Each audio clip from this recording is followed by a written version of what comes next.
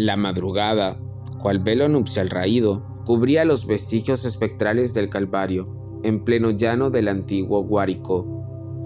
Yo, el único humano agraciado con la evidencia del más allá, asumí el rol de silencioso mediador en aquella reunión.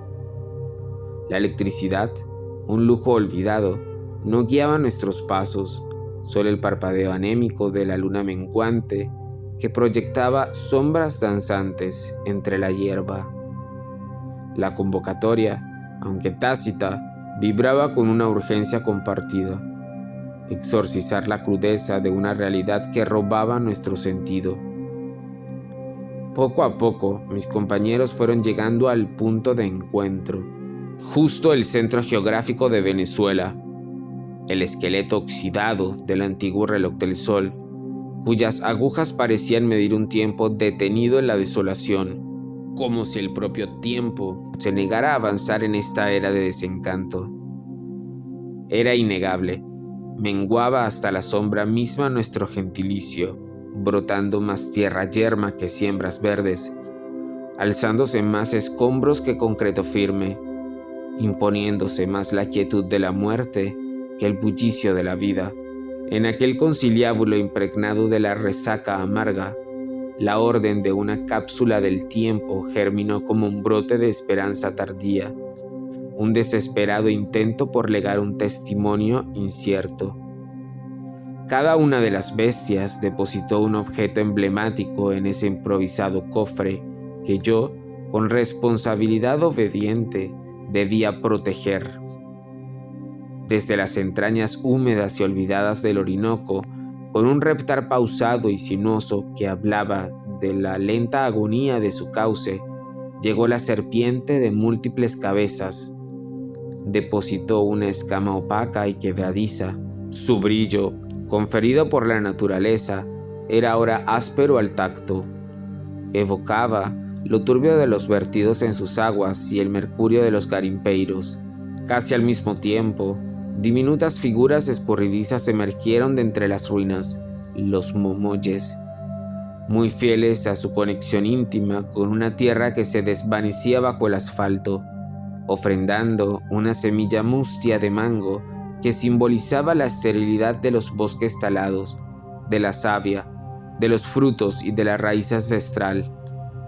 Sus bosques se habían reducido a solares baldíos y sus lagunas sagradas, espejos de agua cristalina, a charcos de peste y moscas. ¿Cómo podrían proteger aquellos duendes un paraíso que ya no existía? Con paso lento y firme, resonando en el pavimento roto, llegó la reina, la madre, María Lionza, la deidad sincrética venerada en cada sendero. En sus manos sostenía una pequeña orquídea silvestre, aferrando aún sus brotes a un fragmento de tierra húmeda. Sin articular palabra, posó su mano frío sobre mi hombro, un gesto que encerraba una despedida silenciosa. Su belleza, aunque infinita, no lograba ocultar la honda decepción que velaba sus ojos oscuros. En ellos vislumbré el dolor de una madre flagelada. Ya no fascinaba, ya no maravillaba. Los viejos terrores se desdibujaron. Los monstruos ya no eran ellos, ahora eran de carne y hueso, de frialdad tecnológica y fractura mental. El chupacabras, con famélica resignación, dejó caer un colmillo afilado y hueco, teñido de un óxido rojizo, vestigio de una voracidad inexistente. Hace mucho tiempo que la tierra no ofrecía fertilidad, que las cenas se programaban en impresoras de alimentos. No se comprendían los instintos primarios, no se comía de la tierra, no se mantenía del ganado. No escaseaba, simplemente había desaparecido del paisaje rural, engullido por la modernidad. Juntos llegaron Ismael, ánima protectora de los desamparados, y Cabeza de Hacha, el espectro justiciero de los barrios bajos, cuyo semblante sombrío reflejaba la impunidad rampante. Ambos depositaron balas desgastadas que alguna vez pendieron de sus rosarios como símbolos de una justicia esquiva. Nadie les rezaba ya, nadie los invocaba en la oscuridad de la noche, nadie temía su intervención. La diáspora de muchachos le había robado las víctimas. En las pocas calles no había jovenzuelos a quienes proteger o castigar. Con su saya inmaculada, ondeándola entre la brizna, levitó la sayona hasta mis pies. Ofrendó un pequeño costal repleto de alianzas masculinas, despojadas con furia de los dedos infieles. Según sus palabras susurradas, cargadas de resentimiento frío, los adúlteros se espantan más con la escasez del combustible y las cuentas por pagar que con mi presencia.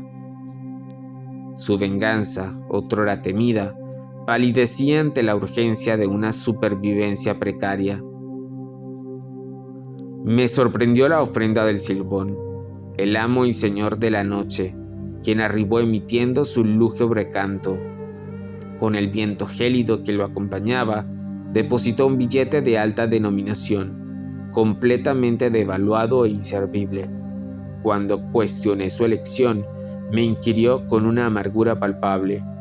Es el testimonio de la burla en la que se han convertido. Son más asquerosos que nosotros. Era cierto. Los billetes no alcanzaban para los excesos de la noche. Los pecados eran otros, monedas corruptas dominando la especie. Las lloronas fueron las últimas en llegar, dejando caer lágrimas petrificadas, opacas y cargadas de dolor ancestral. No eran lágrimas frescas de la pena reciente, sino la cristalización de una angustia generacional, pues en este nuevo mundo de corporaciones sin alma y fronteras permeables, no había niños que arrebatar de las cunas. Hace mucho que la tasa de natalidad seguía en números rojos. Tristes, las damas de las sombras se unieron al silencio colectivo, un silencio más elocuente que cualquier grito.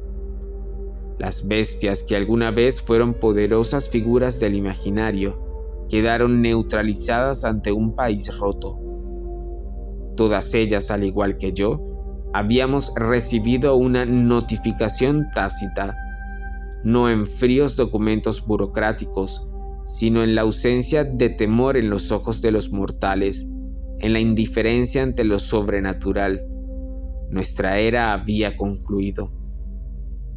Las voces del infierno cerrarían sus portales por un largo tiempo, prescindían de nuestros servicios. La amenaza del castigo sobrenatural perdía su peso mordiente, pues el mundo de los vivos ya era el mismísimo infierno. Cerré el improvisado cofre con todas las reliquias, cavé un hoyo al pie del esqueleto del reloj y enterré aquella cápsula de tiempo, un testimonio mudo de una era extinta. Pronto maduró el alba y sucedió la desmemoria anunciada. Con los primeros rayos del catire fueron desvaneciéndose mis amigos. El silbón se disolvió en una bruma que olía a tierra húmeda. Su silbido final se convirtió en un eco lejano. La sayona dejó caer su saya inmaculada y, al elevarse, el viento arrastró consigo a sus lamentos antiguos. Los pequeños momoyes se tomaron de la mano y, bajo una ráfaga de hojas secas que crujían dulcemente, se desvanecieron en la tierra agrietada. Las lloronas clamaron por última vez en conjunto un clamor seco, sin lágrimas que verter. Por primera vez, aquel llanto espectral no me generó terror, sino una congoja indescriptible. Yo también sentí el cambio, un escalofrío en mi cuerpo que no era de frío, sino de un retorno inevitable. Previamente, con las instrucciones de este aquelarre crepuscular, recibí el mensaje de mi viejo amigo, el diablo, al que una vez derroté en una contienda de versos endiablados. El amanecer te devolverá a tu condición mortal. Tu victoria tuvo su precio, y el tiempo, como el canto, tiene su final. Una punzada, la primera en siglos, me recordó la fragilidad de la carne. Mi inmunidad a los males de este mundo expiró también con la última sombra de la noche. Ya no sería el privilegiado, el mediador entre mundos. Volvía a ser Florentino, el mortal a expensas de la naturaleza. Sin embargo, no estaba seguro de si era un premio. Ser mortal en un país que ya no me gustaba. Sentir de nuevo el peso del cuerpo, la vulnerabilidad de la piel. Era una sensación extraña después de tanto tiempo. ¿Y qué significaba volver a este país, donde los miedos ancestrales habían sido reemplazados por la angustia cotidiana? El aquelarre de bestias había llegado a su fin, dejando en el aire enrarecido muchas preguntas sin respuestas, una sombra persistente en la conciencia colectiva. ¿Quiénes eran ahora los verdaderos monstruos de esta fantasía?